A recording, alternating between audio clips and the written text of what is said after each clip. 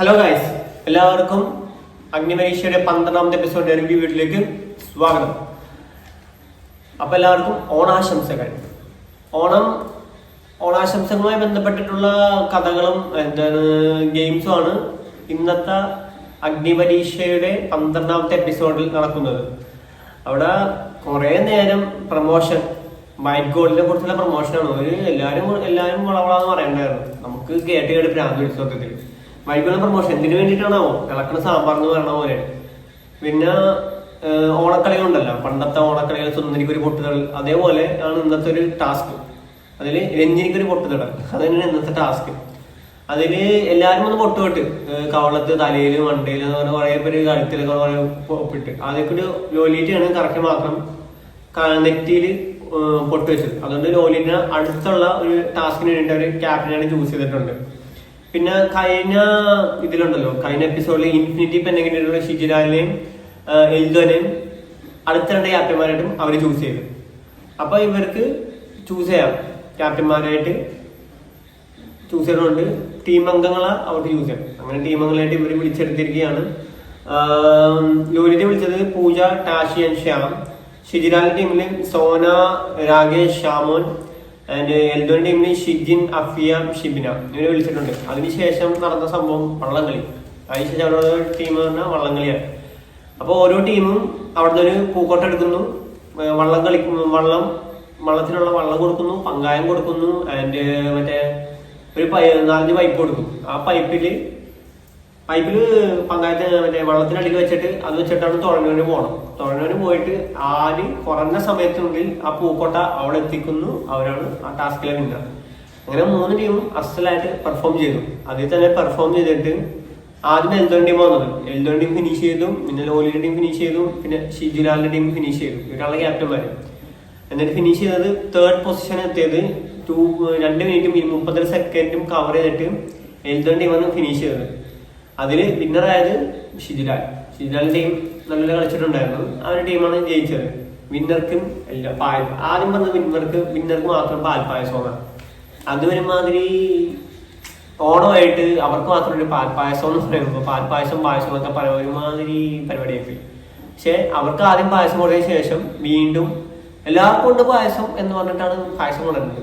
എല്ലാവർക്കും പായസം കിട്ടിയിട്ടുണ്ടായിരുന്നു. അതിനുശേഷം അതിൽ തന്നെ മോശം പെർഫോമറേയും കുറച്ച് ഔട്ടേഴ്സ് കൊണ്ടിട്ടുണ്ടേ. മോശം പെർഫോമറേയും നല്ല പെർഫോമറെയൊക്കെ തിരഞ്ഞെടുക്കുന്ന ഒരു പരിപാടി ഉണ്ടല്ലോ. മോശം പെർഫോമറായിട്ട് കണ്ടെത്തിയത് ഇവര്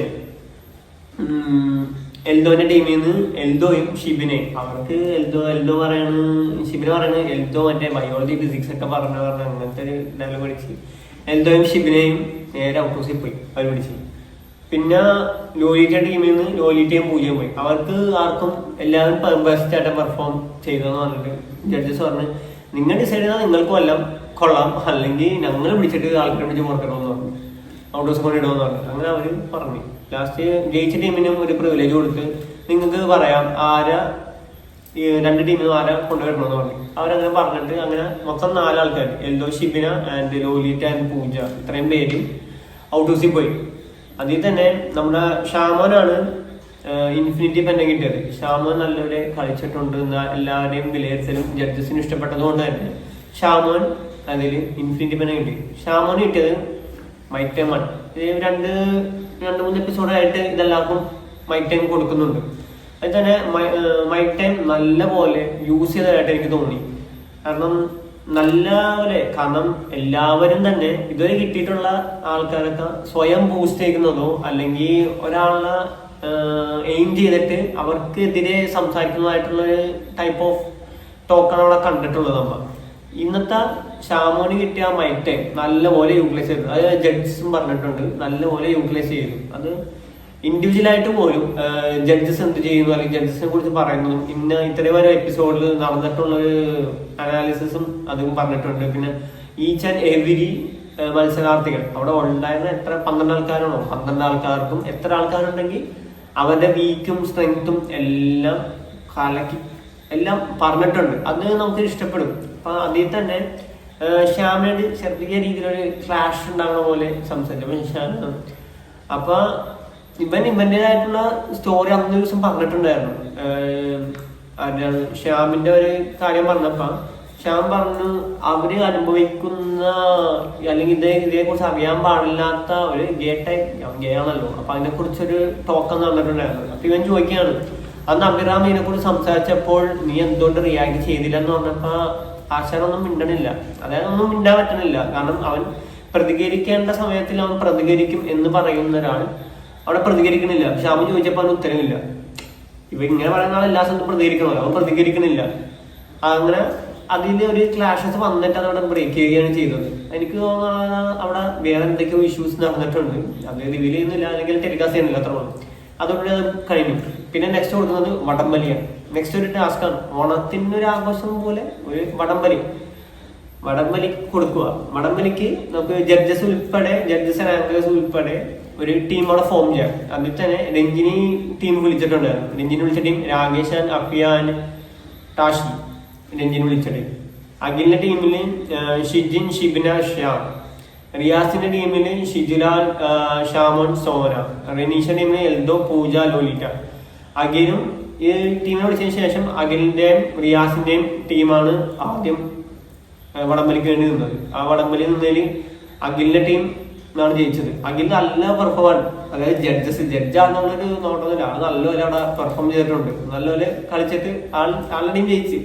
അതിനുശേഷം മറ്റേ രഞ്ജിനി ആൻഡ് റനീഷ അതിൽ ജയിച്ചത് രഞ്ജിനി ടീമാണ്. കുഴപ്പമില്ല, നല്ല കളിയായിരുന്നു. എന്നിട്ട് എന്താ ജയിച്ച ടീം എന്താണ് ഇതെന്നറിയോ? ഒരു കൊല വാഴപ്പഴം. ജയിച്ച ടീം ഒരു വാഴയാണെന്നാണ് ഇതിലൂടെ നമുക്ക് മനസ്സിലാവുന്നത്. എന്തായാലും കൊള്ളാം. അപ്പൊ അവർക്ക് എല്ലാവർക്കും കൂടി ഒരു വാഴക്കൊല കൊടുത്തിട്ടുണ്ട്. കിട്ടിയ പാടം എല്ലാം കൂടി മടം അടിച്ച് തീർത്ത്. ആരും തെന്നി വീണില്ലെങ്കിൽ അല്ലേ കാര്യം. അപ്പൊ ഓണപ്പരിപാടികളും ഓണാഘോഷങ്ങളൊക്കെ ആയതുകൊണ്ട് തന്നെ ഇന്ന് നോ എവിക്ഷനാണ്. നമ്മ എല്ലാ ദിവസവും എവിക്ഷൻ ഉണ്ടാവും. ഇന്നുണ്ടാവും, നാളെ ഉണ്ടാവും, മറ്റന്നാളുണ്ടാവും വിചാരിച്ച് ഓരോ ദിവസം കാണുമ്പോ എവിക്ഷൻ ഇല്ല. എന്തായാലും ഇവിടെ വോട്ടിംഗ് ആയിട്ട് നടന്നുകൊണ്ടിരിക്കണല്ലോ, അവർക്ക് എങ്ങനെ എവിക്ഷൻ വെക്കും? അപ്പൊ എവിക്ഷനാണ്. അപ്പൊ നാളെ ഉണ്ടാവുമോ എന്ന് വെച്ചിട്ടുണ്ടെങ്കിൽ അറിയില്ല. ഇവര് വോട്ടിംഗ് എന്ന് പറഞ്ഞിട്ടുണ്ടെങ്കിൽ നീണ്ടു കൊണ്ടുപോകും. ചിലപ്പോ ശനിയാഴ്ച വരും. രണ്ടു ദിവസം കഴിയുമ്പോൾ തന്നെ ഈ മാസം കൂടി കഴിയും. അപ്പൊ തന്നെ അടുത്ത മാസമ്പോഴേക്കും ഇവരെല്ലാവരും പുറത്താക്കിയിട്ട് എത്ര പേരെ കയറുന്ന വെച്ചാൽ അത്ര ആൾക്കാരെ ബിഗ് ബോസ് കയറ്റി വിട്ടാൽ മതിയായിരുന്നു. ഈ അവരും പറയും നോ വിക്ഷൻ, അന്നും പറയും നോ വിക്ഷൻ. പിന്നെ വോട്ടെടുപ്പ് വരുമ്പോ എല്ലാവരും കൂടി വോട്ടെടുത്തിട്ട് കേട്ടു ആവും. എന്തായാലും ഇന്നത്തെ എപ്പിസോഡ് ഇതൊക്കെയാണ് നടന്നത്. വാഴക്കൊല കിട്ടിയിട്ട് ആ പഴം കഴിച്ചാലും തെന്നി വീഴാതിരുന്നാൽ മതിയായിരുന്നു. അപ്പൊ എപ്പിസോഡ് ഇതോടുകൂടി വൈൻഡപ്പ് ചെയ്യണം. അപ്പൊ എല്ലാവർക്കും ഓണാശംസകൾ. നമ്മുടെ ചാനൽ സബ്സ്ക്രൈബ് ചെയ്യാത്തവരുണ്ടെങ്കിൽ സബ്സ്ക്രൈബ് ചെയ്യുക, ബെല്ലൈക്കൺ അടിച്ചങ്ങനെ പൊട്ടിക്കുക. Good bye.